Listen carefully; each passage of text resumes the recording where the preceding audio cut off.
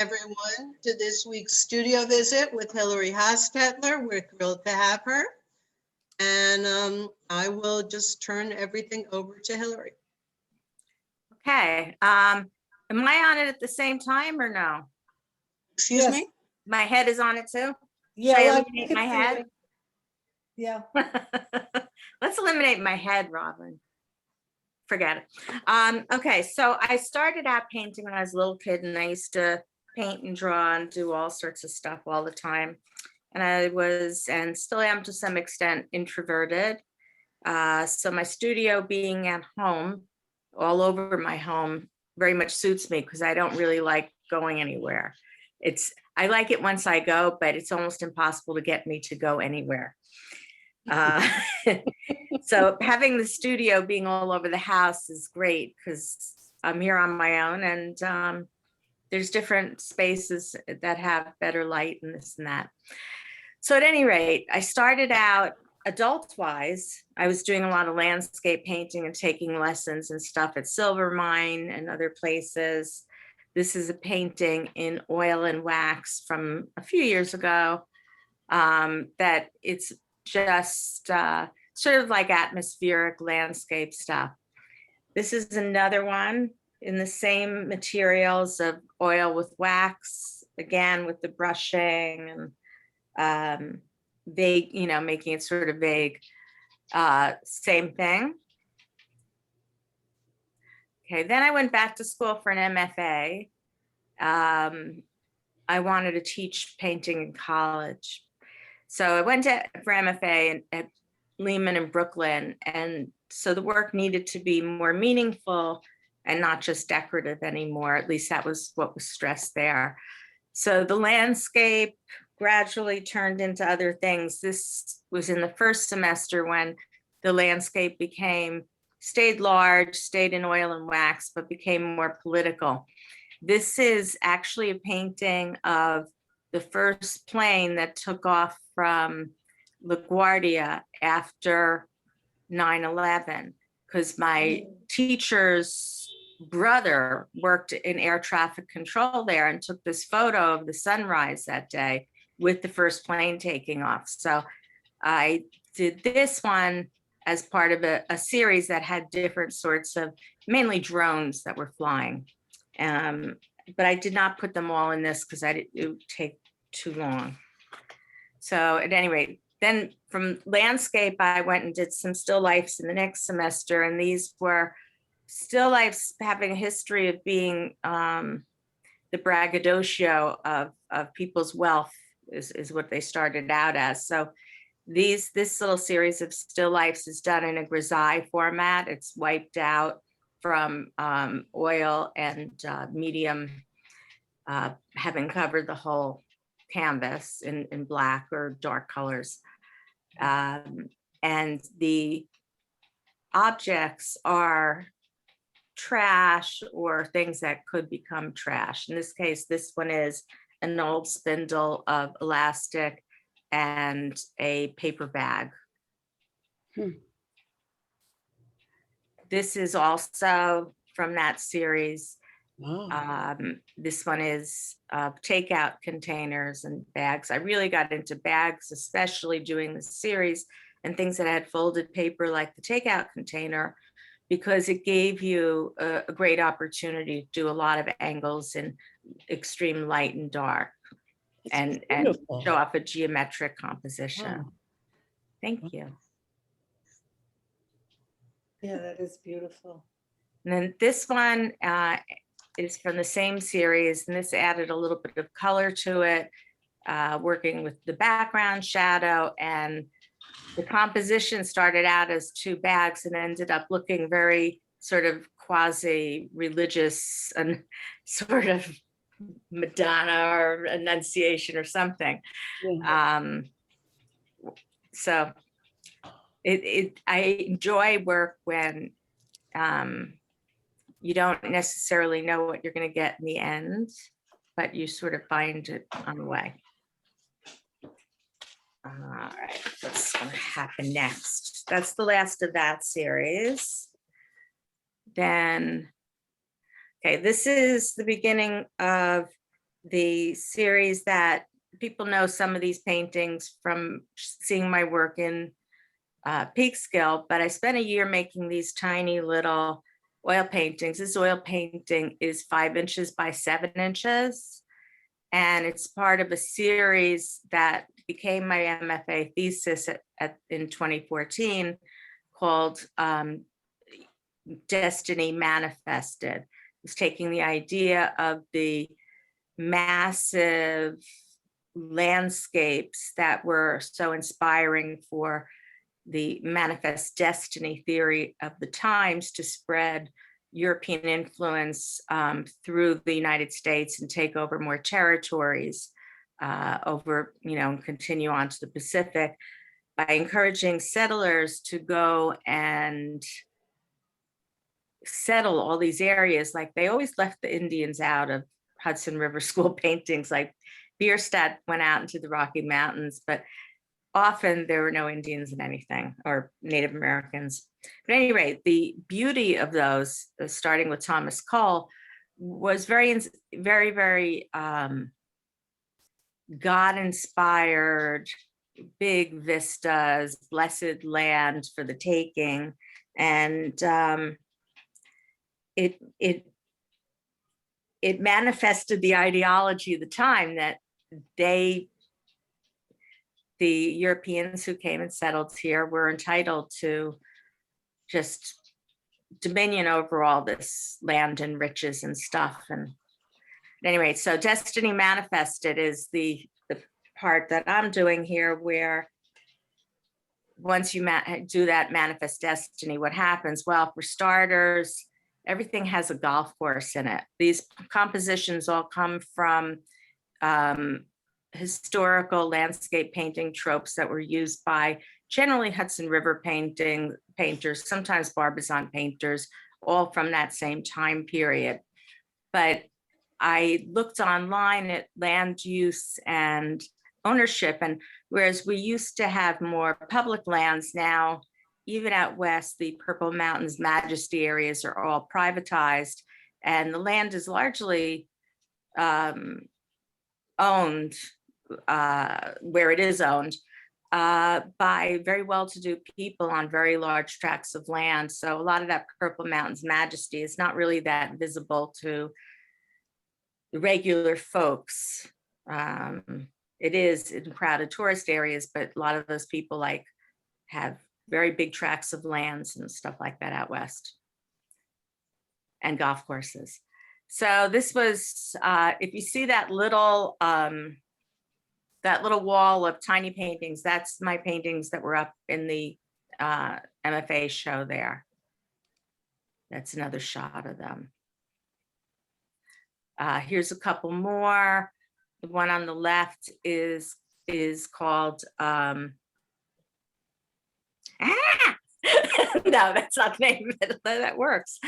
I hate being nervous. The one on the left is called Freebird.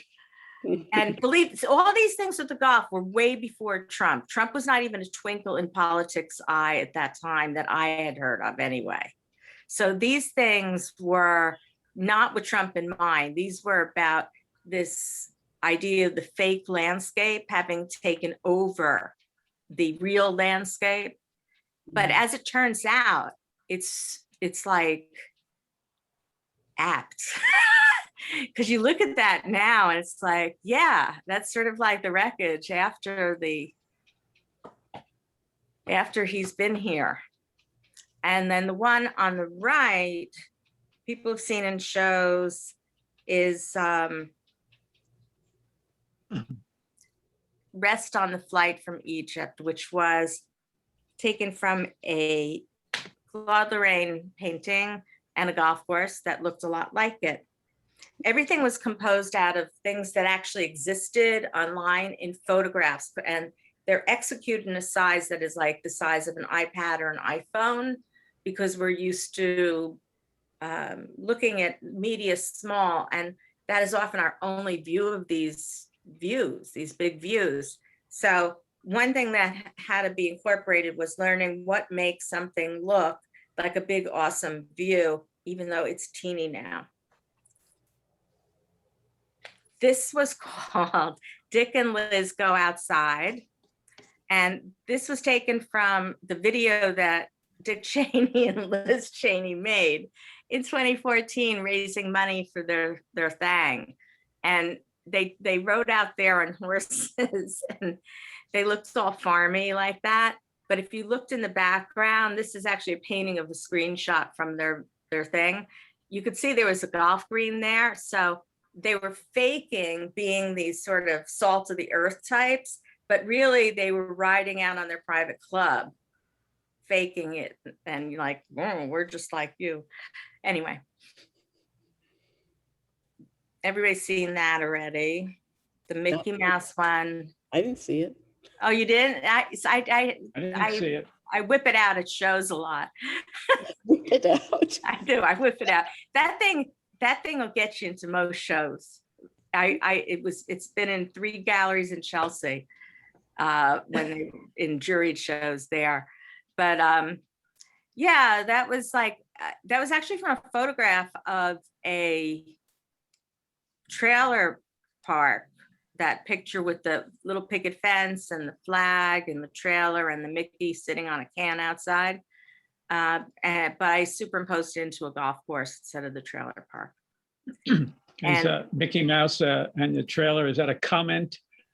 Yeah, on the it's theme? it's called White Picket Fence, and it's iconic Arcadia. It's iconic America superimposed upon an Arcadian landscape, which is now a golf course because everything's being turned into private property and golf courses. What is the thing you were saying before? You said there's something about, I don't know whether it's a theory or a lesson about taking large, majestic spaces and painting them tiny. What is that about? Well, you know, when you look at a painting that, like when Hudson River painters painted their paintings on the road, they make little ones. Then they went back to the studio, made really big ones, and they would unveil them and show them almost like they were movies at that time, because there were no movies. There weren't many museums in America. And it was actually a form of entertainment for people to go and see these latest works that were these very big landscapes that were very, very awe-inspiring. But how do you give awe-inspiring scale in a little thing? Yeah. And the answer to that is you do it like you were looking at a screen, in the sense that everything is shrunken down. Like this is 5 inches by 7 inches. And so having the mountains in the right scale to everything and just staying in proportion and including enough background without superfluous detail to take the eye away from the scene was helpful. The painting that tiny was something I had to learn, which was really an interesting thing to do. That Mickey Mouse is probably 1/4 of an inch high. And It's unbelievable. the way you do it is you paint it, you let it dry, and then you paint over, and then you paint over, because you never get it right the first time. So if you blow it on a little line, you just let it dry, keep the part that was okay, paint over the other little part, and you keep reestablishing lines. Like the flag, I mean, you couldn't do the flag any other way either. So some of it, you can't keep fussing on wet oil paint or even wet acrylic paint. You do the same thing there. But these were also, this was the challenge was, this was the MFA thesis stuff. So you had to do like a little high wire stuff as well as a thinking component. It's amazing. Well, this really gives you a lot of a variety of thoughts about what you're saying here, and it's really is very interesting. It's kind of it seems like he's making a joke at the same time. There's a sense of, what is It's a lot of irony. A lot of irony, yeah. Yes. There's a lot of irony. It's a sort of statement on income inequality, which was on my, on the mind. Income inequality, land ownership and usage. Like at those in those times, people were building the big parks. Shortly after that time, Olmsted was building the giant parks that were for the public. Now, giant works projects like that are not really done for the public. They're done as golf courses for private use, which is part of income inequality. And these people, as I started looking at these pictures out west, there are all these sort of golf course country clubs in the mountains and in the Rockies and Wyoming and here and there, where people own like 5-acre and more lots, and they can live from cradle to grave in these very well-to-do gated places that are away from everyone in these very idealized settings. And they have their own schools, they have their own stores, they have all this stuff, and they don't really have to interact with real people. A lot of politicians, a lot of sports people, whatever, that is where they live. And then they Not get real this people. rarefied view. Sorry? I'm laughing at you. You turned not real people and mentioned, politicians and so forth. Well, I read interviews where, people saying, that when they drove out of their settlement areas and they went to somewhere like McDonald's, they just never considered the people who worked there as people, and they ran back to their area. They're the people who are making decisions in our society. This is before Trump, I was complaining. They make decisions, but they don't live with the repercussions. These are oil executives who will live up there. So they don't have the problems from what they're doing. And it was just very, it was a vehicle that showed these things. And the concept of manifest destiny is what was used to, expand the country, but it also is rather callous. And, when applied too much, you end up with a ruling oligarchy. Anyway, so much for those people. Then I jumped here to more recent stuff that you've seen. My work has always had two directions. One is just decorative, one is more political. I stayed with the little miniaturized things. These many have seen already, which are, we're in the winter show here at the library. One of them is skiers and shooters. These were done in, one second here. Call from Ingrid and Tiff. Sorry, Mom. Call from Ingrid and Tiff. Oh, well. These were done during the Sochi Olympics. So the Sochi Olympics were on TV, and I was doing these because it was like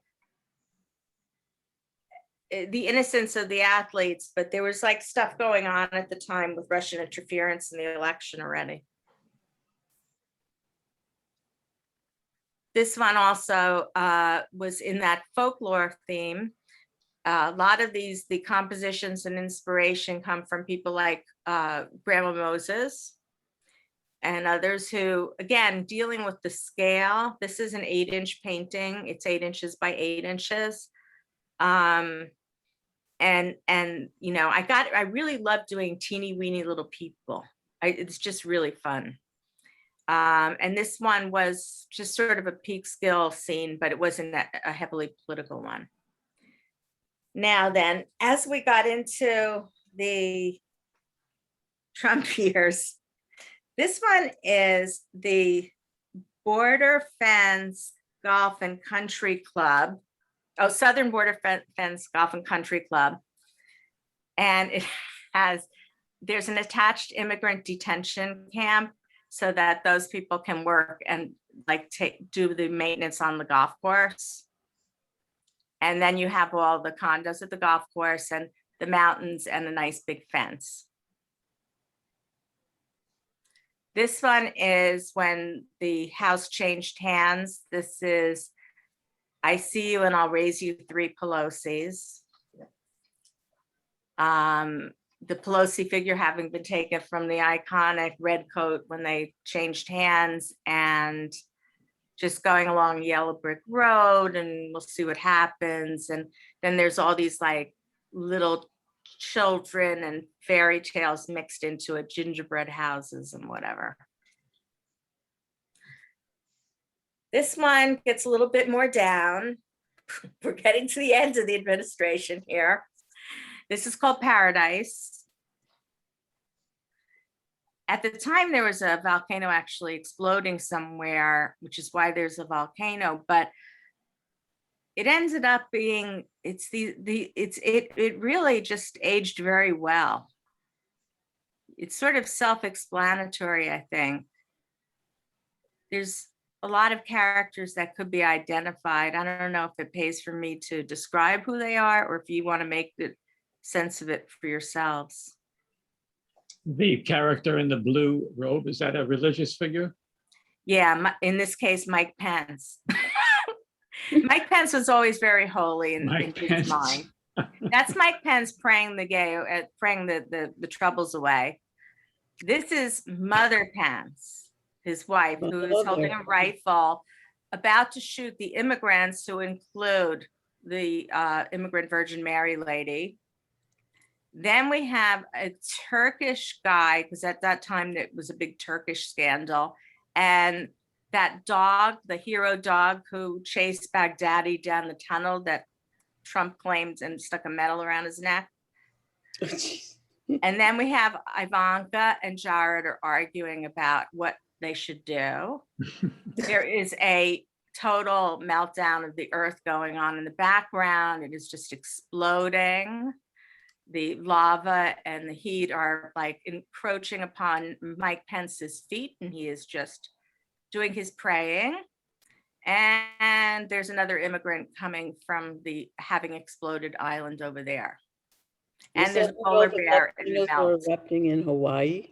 I think it was either Hawaii or New Zealand having a volcanic explosion then, I think. And it's just like things, hit you from, it's just a collection of stuff that makes it indicates narratives. This is like, it's a narrative painting. A lot of these are narrative paintings that have implied narratives, and it's up to the viewer to decide what they can read into it. I know that it's a collage of events that happened simultaneously in my mind, but for others, your work always has to go out there, and then others are to make of them what they will, and hopefully it'll be entertaining to them to try to play with it. When you first started talking about this, excuse me, this painting, did you call it Paradise? Yes. I called it Paradise because unfortunately, Mike Pence is amongst the dudes who were in the administration and other things that are hoping for the rapture. Do you know what the rapture is? The end of time. Yes. So those guys were in power, like Mike Pompeo was one of them, and he was Secretary of State. So for them to set off a war in Israel is like, all right. Because if we blow the place up, that's part of the stuff we think is going to bring on the rapture for us good guy religious nuts. Probably too much information. But color-wise, it certainly looks like Paradise, but what's going on in there doesn't seem like that at all. Well, the reason I titled it Paradise was well, first of all, it's heavy irony, but it also is that there are people who want the world to end. And because they're going to go to heaven. Right. So for them, this is the predecessor to Paradise. And then also I call it Paradise because Paradise became a word used sometimes with Islam as far as the martyrs and people who blew themselves up and stuff. I think that religious extremism on both sides is equally bananas on all sides. So, and they always say, oh, but we'll go to paradise. And so do they. So do these evangelical, the extremist ones, the ones who are into the rapture, the dominionists and some other folks. To me, it's more like purgatory. Yeah, well, for normal people, it's not gonna be a happy place. It's heavy on irony. It's heavy on symbolic stuff. Mhm. It's okay, and then That's right. things completely go. This is after things went completely to hell. I don't know if the people are covering up your view of the plague doctor. Like the way my I love screen is him. right now, huh? Can you guys see the plague I just spoke doctor? up. You mean with the bird mask? Yeah, Yeah, that's Oh, what I they can totally wore. see him. yeah. It's just in my screen for some reason it's Oh. covered up. But yeah, so this one started out from an old painting, and I like the format of the old painting where the people were positioned, and it was an Angel Gabriel painting. I forget what the name was. And I know what it was. It was Three Marys. it's actually, the painting was Three Marys and something, and the Angel Gabriel. And it was from 1600s or something. And the thing is, the Three Marys sounds so good. And in this case, we have Three Marys or more. The brown people who are laying on the ground, the poor dead guy is Soleimani, and the woman laying upon him is symbolic of women in the Middle East. And orange head, we know. Mike Pompeo, you could recognize sitting there looking fat. Mother and Mike Pence are solemnly looking down that pit. The Angel Gabriel sitting there and does whatever. And Ivanka. And then in the background, we have more exploding volcanoes, as well as New York City and the Kremlin and a graveyard, and of course, the plague doctor. But again, your art goes into the world, and these are all implied narratives. And hopefully what would happen is someone would go close enough to this. This is another small painting. This one's about, well, it's not as small though. This one is 11 by 14, I think, or 9 by 12, one or the other. And hopefully people go close enough to these small, intimate paintings to pause and think about, well, what is this? And if not, it gives me a laugh. And when I'm doing it, that's all I care about. Right. Or it expresses my consternation, my anxiety, and my grim sense of humor. So at any rate, moving on. This is the other stuff I do. Simultaneous to the heavy, I do just purely decorative work. So I do a lot of florals and a lot of botanical sort of things in bright colors, large, some medium. And this is the majority of how I spend my time painting, in watercolor and in acrylic for the most part. Florals, trying to get them looser and looser, which I'm getting a little closer to here. And here, these are ones I'm working on in this style now. That's a rather blurry picture from my living room of ones I've done recently. And this is my studio, which is half of a bedroom. And a lot of paint and a lot of color charts and little tiny easels and that dresser, which I covered up with the shower curtain and stuff to be able to work at. because really it was the bedroom my daughter used to be in. I have a whole downstairs that I could paint in, but I don't because it's like dark down there. I like it up here. And that's that. So yeah, comments.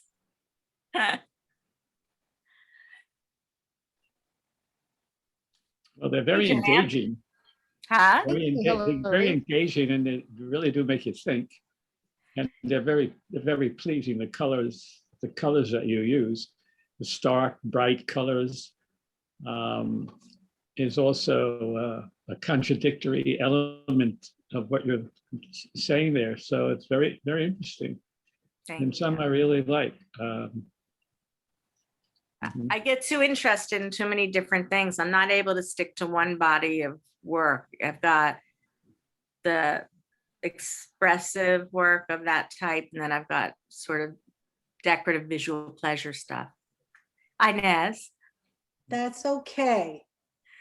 Thanks, Inez. Do what you darn want to. I know you also do not like to be put in a corner and told to do the same thing over and over again. Oh, no. Yeah, I have a hard time with that. Does. I And- like the. But then, you know, but- do you vacillate back and forth between heavy control and outright chaos? In a way, because I try to be looser and looser with all the floral stuff, and the other miniaturized things. I mean, yeah, there's a heavy element of control. There's rules for that I impose on myself of finding reference material and, you know, having it be representational to some extent and still a little modern. And composing, I compose all these little collages, and if I can make, I just start juxtaposing figures and little things that are from different places. And when I start laughing at what I have there, then I'll do it. You know, like skiers and shooters and Mhm. things I find amusing. Funny, like the word skeet shooting. Mhm, mhm. Thinking, but I just wanted to ask you about the one you showed in the beginning of the container. Yeah, Was that also done? You were mentioning something where you put down a dark color and then you wipe away. Is yeah, that I can put how that back one was up. done? I'll show you. Where did that go? Did I close it? Maybe I closed it. It's way at the beginning, I think. Yeah, I can't, I think I closed the PowerPoint by mistake. The,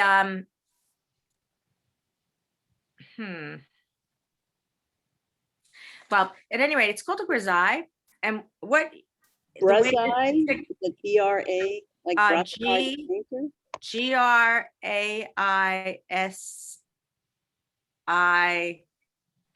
Graille, something like that. I don't think that's the right spelling, but it's a grisaille. It's a French word.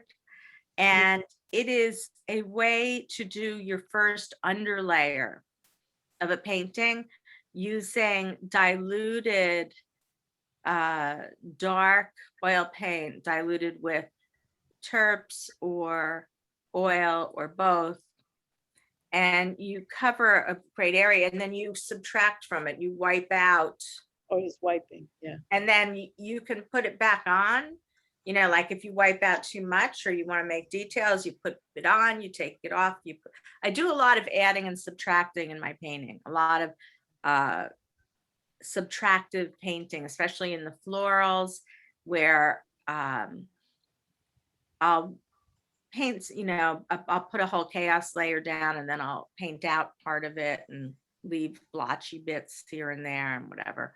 But in the case of the grisaille, it's a traditional old-fashioned oil painting technique for your first layer to do what was called a dead painting, which would give you the lights and the darks and the dimension of your objects or whatever that were to come, without wasting any color paint. And it also lets a lot, you know, because color paint was really expensive back in the olden times. So it's a way to put in your first layer. I find that wiping out is sometimes easier for me than drawing. I don't actually like drawing. So I can get better likenesses with wiping out, I think. Okay. And you can only do that with oil paint. That's not a, I've done it in acrylic, but it's really hard to work fast enough. yeah. See, oil paint, you put down a bunch of oily or, oily paint, but with medium and stuff thinly, and that'll stay wet for hours and hours. In acrylic, you can extend your drying time, but not as much, not very much. And even then it tacks up pretty quickly. So there's some little bits you could do, but that you could do a whole big thing and with terrific detail with no problem. Thanks. That's an amazing picture. Really amazing. Why am I looking at is the studio invitation? Because she can't find her, Let me see if I can Presentation. find it. Hmm.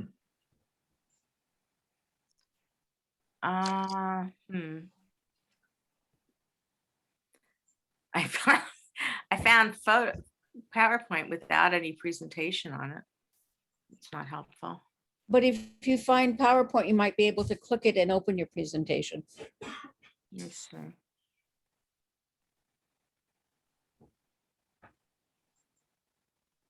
I kind of think you have to get out of Gmail. Maybe, yeah, that might be a good idea. I'd had the Gmail open and, oh, yes, darling. You are so right.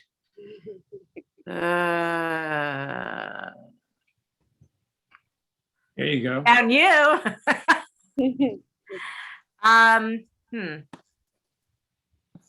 I got, I did so well until I had to do this again. Maybe you Okay, go to share your go screen. to exit full screen. I have Find to- your PowerPoint and open it and then do screen share. I can't even find the PowerPoint again. Ugh. You know what? Don't worry Here about it. it is. Oh, you found it. Oh, hooray. Is it on? No, Did no, you you have to see it do yet? screen share now. You have to go to the bottom and open screen share probably. Well, I'll never find that. That's at the bottom. It's the green stuff. Green. It's the Okay, green arrow button. okay. Okay, Yay. right? Sort of? Yep. Yeah, Anybody see it? Can you yeah, see we it? all see it. See it. We all Okay, so we wanted to go to these guys. Yes. Yeah. That's amazing. They're all Thank those you. are amazing. Yeah, these were really fun. What you do is you put down like, and I left texture and whatever to varying degrees and use different thicknesses of medium, but the whole thing had this on it, except for up here. I wanted to leave that. I don't know. Impulsively, I left parts of that one bare to begin with. It's nice because it pulls the Yeah, front you and sort back together. What I guess whatever you do, if you do a collection of it, you start doing variations. So whereas that one was more strictly, put it down and wipe it off. This Mhm. one left some bare to begin with. Yeah. And this one left some bare to begin with. And then I used a glaze of yellow on some of the areas that were. Mhm. But it really puts you into your composition without having to deal with color right away. Oh, yeah. Yeah. It's great for painting. I mean, it's a traditional painting method Right. for old timey stuff where they would do that and that would establish the lights and darks so that when that was dry, then you started putting on glazes of color Oh, I see. and that they would have a lot of translucence and you're getting a lot of bounce from the white of the canvas that is shining through that Mhm. holds the light differently than if you mix white paint into stuff to make the various shades. That's why it's so strong as far as the sense of light and dark, Mhm. because the canvas is giving you a light bounce. It's almost like if you're looking through a stained glass window and the light is coming in, the color's so bright. Well, the white is so bright because it's bouncing light back at you. Was there, the There's places no that are white paint. white, There's no white paint. no, the places that are white canvas now, so they Yeah. never had the dark put down in the first place? Uh, Or was it wiped away so much that we're back to the canvas? this one is a combination of wiping away and leaving some bare. Okay. This one is just wiping. You know, it was dark and it was wiped, and it's dark and it's wiped. I don't think any of this state was white from the beginning without getting anything on it. Mhm. That one didn't, you know, so maybe that's why it's more subtle too.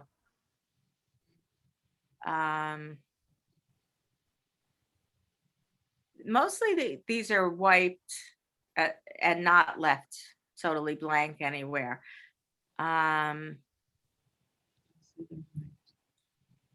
Boy, Sometimes the medium, I undercoated, I added extra layers. I always add extra layers of gesso to the canvas.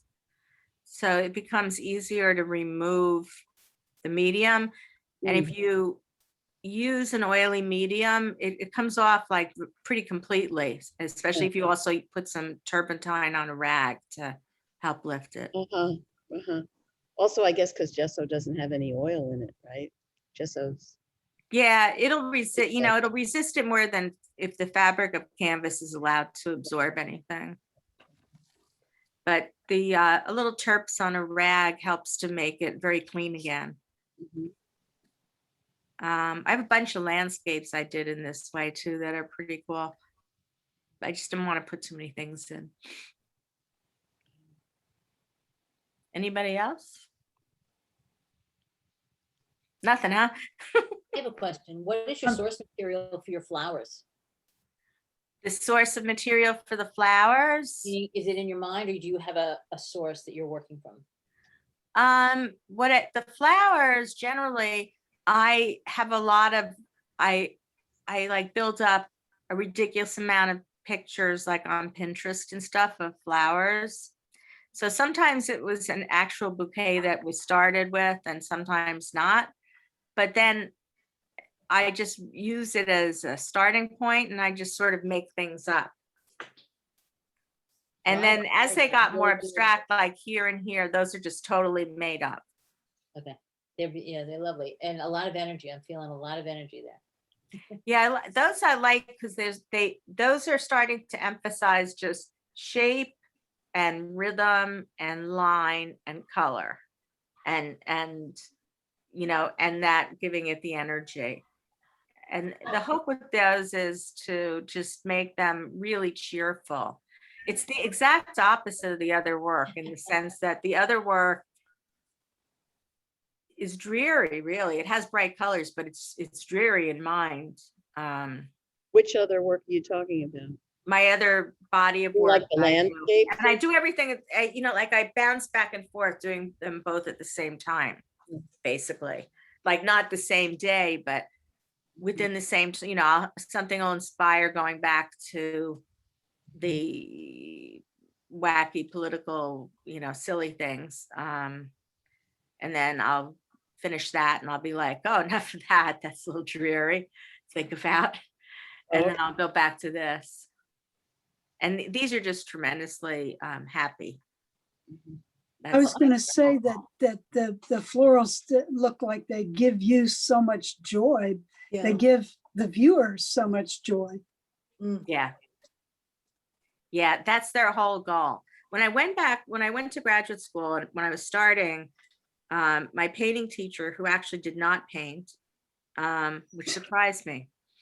But I didn't realize that basically Art World in New York was going to be like the Garment Center, but worse, which is, I came out of the Garment Center thinking, I'm so tired of that shallow bullshit. What did you And then I was like, I'm going to go to school. I'm going to be I a can- painting teacher. I can relate to that. Yeah, me It's a too. bunch of gobbledygook, just like religion. Yeah, so and then in a very short time, my painting teacher said to me, Hillary, you cannot just try for visual pleasure. There's more to art than visual pleasure. And then I started skitzing out and started having two bodies of work. What did you And do the with the thing is that garment? it's very addictive to do the Mhm. serious stuff in the weird way that I enjoy doing it as Yeah. well. Because once you've been alerted to looking at stuff in in a different way, that's part of you. Mhm. But also the lighter side is also, and that's much more enjoyable to look at, like looking all over your house. Well, I think, Hillary, for me, it's kind of using the, similar kinds of colors, but in a more, making that shift to what may seem like more primitive in certain ways. And I don't mean that. to Yeah. Oh, insult no, you, I know. Yeah. is kind of a way of, it's subversive. I experience that as a subversive way as an artist to get your points in the guise of this primitive Oh, yeah. You mean impression. when it starts getting as far as the Paradise Picture and Right, all of right, the, exactly. yeah, well, that was, that's such a more modern take. I also was told that my paintings were charmingly 19th century when I was in school. So, and I was painting in oil then, which lends itself to a certain color palette. And then I decided not to have the oil smelliness, and I moved towards acrylics once I was painting at home and also teaching acrylic a lot. So then I started getting into the more modern colors and trying to make them look a bit more contemporary by stressing that. And it is sort of nice not to have to fuss as much at times, that there's a certain crudeness that is part of more modern stuff, leaving faces off and, just collaging together things without perfect perspective all the time and using wacky colors. And it looks more fun. It is subversive because people, if they don't look at it, they can do whatever they want with it. There's a history of doing subversive. Like Caspar David Friedrich was a German romantic painter who inspired a lot of the Hudson River painters. And he used a lot of symbols within his paintings because he was painting at a time when in Germany, again, I think everything's the 1800s, but it's probably not. Germany had some political things going on that he was against, and people were not allowed to talk about it. It was a very authoritarian situation. So his paintings are full of people wearing traditional costume that was not in existence at that time. And, that meant something to him as far as their politics. And also he originated something called the Ruchen figure, which is my bad German pronunciation of a figure that you see from the back, always from the back, that is small in an awe-inspiring landscape. The old man by the sea thing that he did, which is used a lot in video and in composition for movies and stuff. Whenever you see figures that are very tiny and you see them from the back looking out at the ocean or the this or that, and just the scale, the little figure creates a scale of massive space in the landscape. And it becomes, you see how tiny man is and how awesome and overwhelmingly sublime the landscape. But he had little things in his paintings that were all about being able to express himself politically and have it just look like a landscape. Well, it reminds me of, in my work, I do stitching, and one of the books that I had read was Rosika Parker, Subversive Stitch. And she goes into the whole history of stitching and related to women. But it's the same kind of thing where, over so many years, women did stitching for a variety of reasons, not always, and obviously, in many ways repressed and that kind of thing. And so that you see a lot of, at least I'm more aware of more current female artists who are bringing stitching back, but in a subversive way. There's a lot of it on Instagram. There's somebody, I don't know if it's that person. There's somebody who's doing these really wonderful things with stitching. In the last couple of days, they had something that was on a mask. I forget what they said, but it was great. And they're doing these little stitch things, and they're totally like so cool and subversive. Yeah, I think also what it has to do with too is the whole notion of, which comes to mind for me a lot, is even in using beautiful colors, of stitching, it being consistent, repetitive, and meditative as being part of women, a big part of, I think, women's culture, and being able to express that in subversive ways. kind of, Absolutely. you know. Absolutely. Hillary, That's one of the I have to go things I think now. that feminist art has done. Inez. I love seeing your work and seeing Same. you and everybody. Thanks, And, Inez. Bye. Bye. Yes. And So Anything I else? was starting to say that the traditional women's crafts have come back very big in contemporary art. And not only by women, men are doing it too, some of them. Mm-hmm. I remember seeing the show at the museum, a lot of crochet work and everything. At, Right. Mhm. why do they have to change the name? At Hudson Valley, Hudson Valley Mocha. oh, HB Mocha, Because right? otherwise HB we were an Mocha. air conditioning company. Say it again. it does sound like that. The Like HVAC. HVAC, heating, Yeah. ventilation, and air conditioning. There was something of a subversive thing going on when that whole trend began of like crocheting outdoor buildings and lampposts and bridges and things, like taking this like tiny little woman craft thing and like exploding it like Christo, and covering buildings and just also, I guess, the idea that you're making things vanish. Yes. Covering them in crochet. I didn't think about it as being subversive in that way, but it is in a way. Yeah. Yeah. Well, and there's also, the idea which Rosika Parker talks about is, before painting, there were tapestries, and a lot of men did tapestries. Whether they did all of the work, I don't know. Mhm. They may have had underlings doing that, like women, and then there was this all of a sudden, decision that, well, women, sewing is really for women, so men are going to paint, and they are going to be patriarchal and in power and be famous and be have notoriety. It's pretty wild, It, Yeah. it really is. Yeah. Yeah. There's such a history of art interacting in all different ways with politics and current events of all the various times, and by all the various groups, both the more oppressed or Mhm. less in power, and then the darlings of the powered classes that get financed by them. Mhm. I mean, one of the other things that's just come to me recently is, when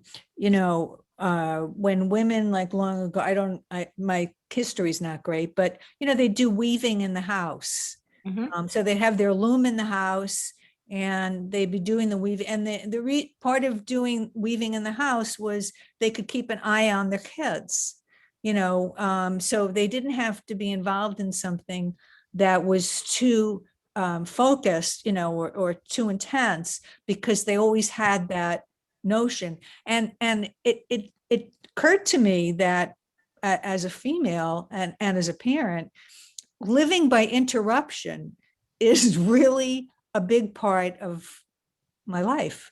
And Yeah. it's how I see things, and maybe a big part of even my artwork because of that, because I'm not sitting there for hours and hours uninterrupted, just doing my thing. It's putting your head around how to manage that at the same time. They say that women's ability to multitask and also fine motor skills and stuff, their brains develop in order to take care of children while also gathering grain and making fabric and this and that, whereas men are just so basic. They're just, ugh. But have you seen that they're discovering more and more evidence that prehistoric women hunted? Oh, I didn't know that. Oh, no, I did not know Yeah, that. there was something, I think it was on one of the art magazines where they're finding, and they're saying that a lot of the cave paintings were Mhm. painted by women. That's interesting. Very interesting. So. Hillary, do you want to stop screen sharing so we can see each other rather than your beautiful Yeah. artwork? I forgot. How do we do this, Robin? That green button that says screen share. Oh, there should be something Stop that says share. stop screen share. There you go. Yes, thank you. Now I see you. I see you, giant Joanne. I'm sorry I'm late. You're not but late. Lucian I didn't know came it. in late. I did not know that. I was at a virtual college graduation. My granddaughter graduated today from John Jay. Congratulations. Your granddaughter graduated college? That's Wow. And then we had a birthday dinner. So Wow. And that's birthday, virtual? graduation dinner. What? Virtual? No, the dinner was in person. Oh, good. So you did virtual with the college. Right. Yeah. But she came up here and Zoe and her mother and I sat there and watched her graduation virtual. It was a 6-hour affair, but we listened to the speeches and then we Zoomed to be. That's great. 6 Yeah. hours is long. It's perfect. You can have snacks, take bathroom breaks, lay on the couch. I can't Well, watch anything. no, it took us for half an hour.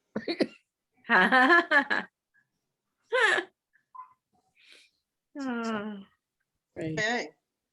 All right, I'm gonna go. Thank you so much, Hillary. That Right. was bye. great. Thank you very much, Hillary. I don't currently have anything to announce for June. I may. We may have a slow summer, but we'll see. I'll keep you posted. Joanne, Thank you you look like very you're about much. to say something. Thank you, Hillary. That was wonderful.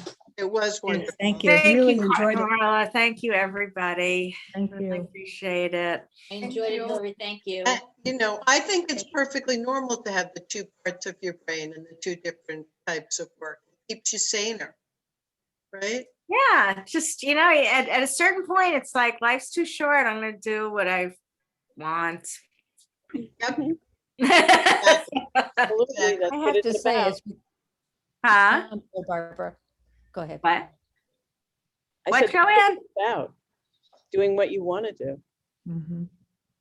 Thank you. Yep. It was wonderful. I really enjoyed Welcome. it. Really thrilled Thank to be done. It's a great relief.